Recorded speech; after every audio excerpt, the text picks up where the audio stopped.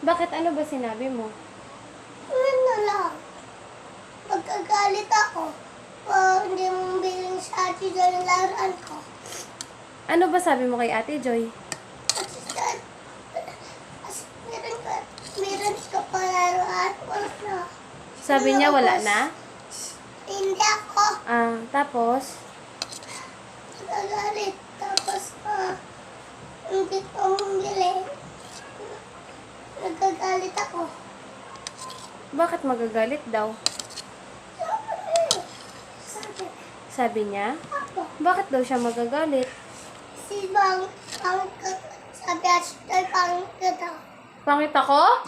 Sabi at Choy.